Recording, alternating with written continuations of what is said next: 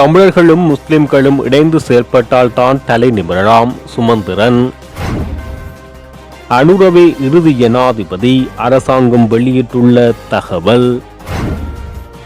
கெகல்பத்ர பத்மே உட்பட்டவர்கள் தொடர்பில் வெளியான அறிவிப்பு.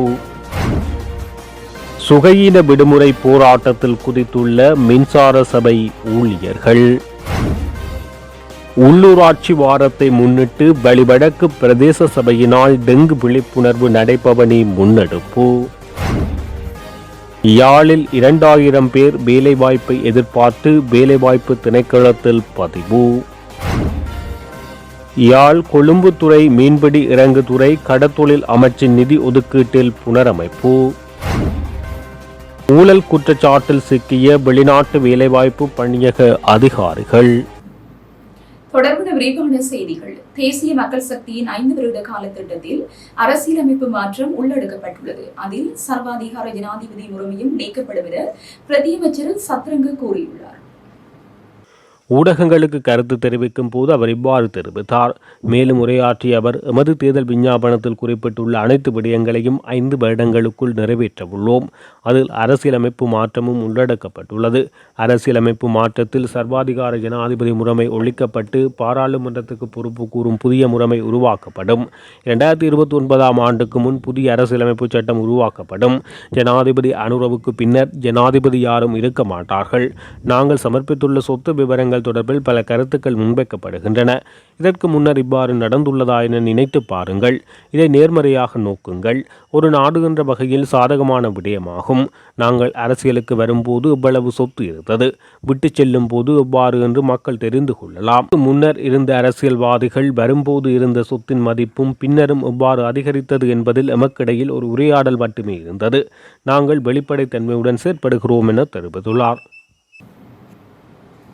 இந்தோனேசியாவில் இருந்து அழைத்து வரப்பட்டு குற்றப்புலனாய்வு திணைக்களத்தின் தடுப்பு காவலில் உள்ள உறுப்பினர்களான கெகல்பத்ர பத்மே, கமாண்டோ சலிந்த மற்றும் பாடந்துர நிலங்க ஆகியோரை விசாரிக்க மேல் மாகாண வடக்கு குற்றப்பிரிவுக்கு அனுமதி வழங்கப்பட்டுள்ளது.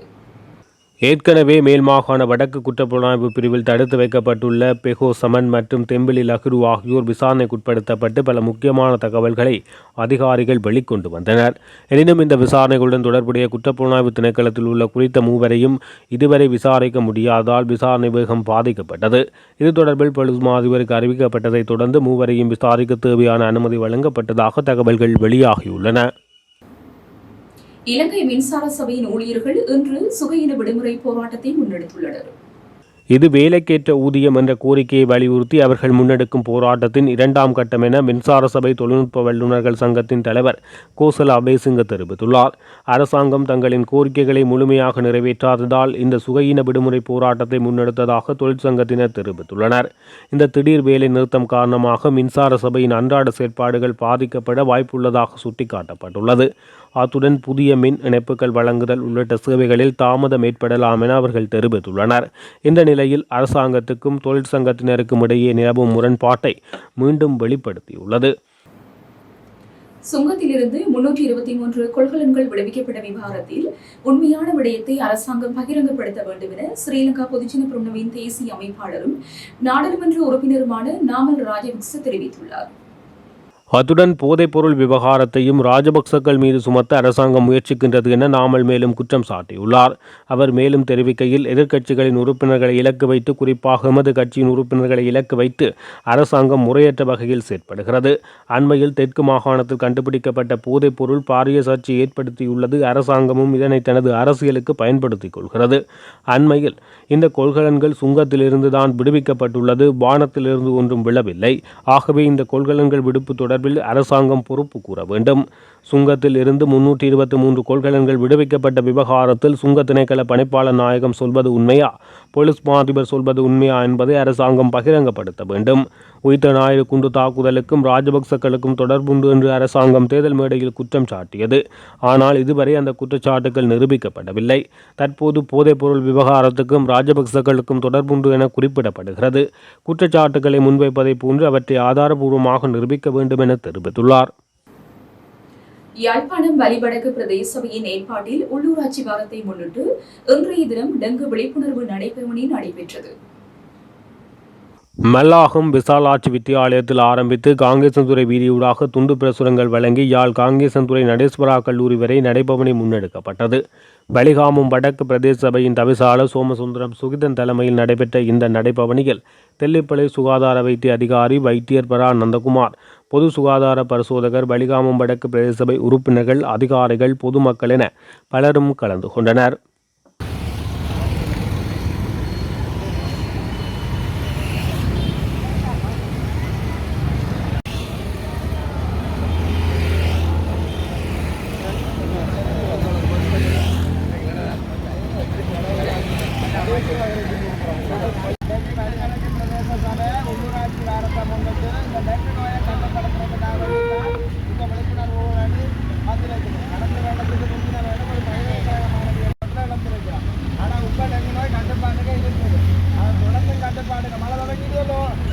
தொடங்கி இருக்கின்ற இந்த நேரத்தில் இந்த உழப்பு பெறக்கூடிய இடங்களை இல்லாமல் செய்வதற்கான விழிப்புணர்வுக்காகவும் இந்த வாங்கிக் கொள்ள வேண்டும்.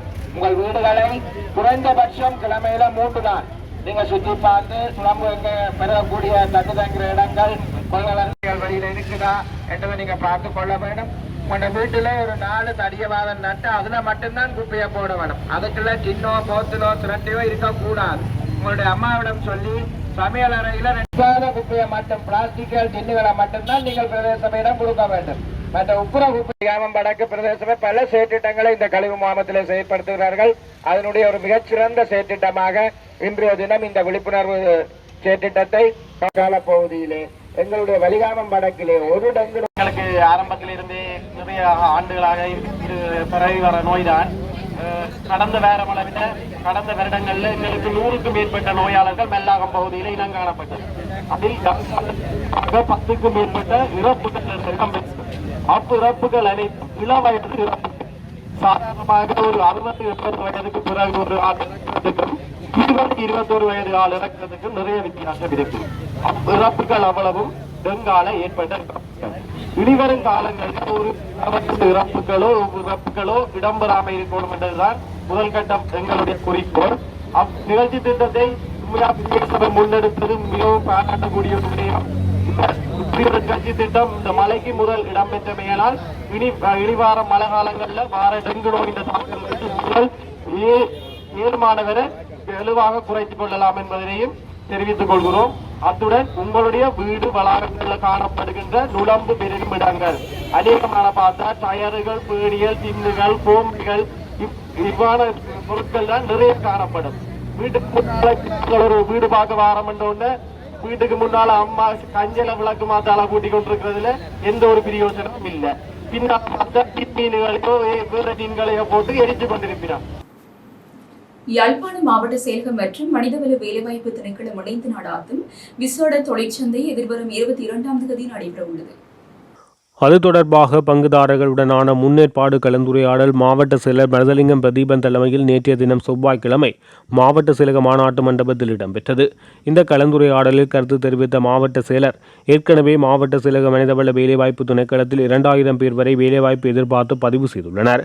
அந்த நிலையில் தொழிற்சந்தை நிகழ்வில் கலந்து கொள்ளும் தொழில் வழங்குநர்களின் தேவைப்பாடுகளை கேட்டறிந்து தொழில் தேடும் இளைஞர் யுவதிகளின் தேவைப்பாடுகளையும் இணைக்கும் தொழிற்சந்தை நிகழ்வு ஆரோக்கியமானதாக நடைபெற அனைவரும் ஒத்துழைப்பு வழங்குமாறு கேட்டுக் கொண்டார். மேலும் குறித்த தொழிற்சந்தையில் கலந்து கொள்ளும் தொழில் தேடுவோரின் தரவுகளை மாவட்ட செயலக இணையதளத்தில் பதிவு செய்ய ஆலோசனை வழங்கினார். இந்த கலந்துரையாடலில் மனிதவள மாவட்ட இணைப்பாளர் கருணாகரன், மாவட்ட மனிதவள மற்றும் வேலைவாய்ப்பு திணைக்கள உத்தியோகத்தர்கள், தொழிற்சந்தை நிகழ்வில் கலந்து கொள்ள உள்ள பங்குதாரர்கள் உள்ளிட்டவர்கள் கலந்து கொண்டனர்.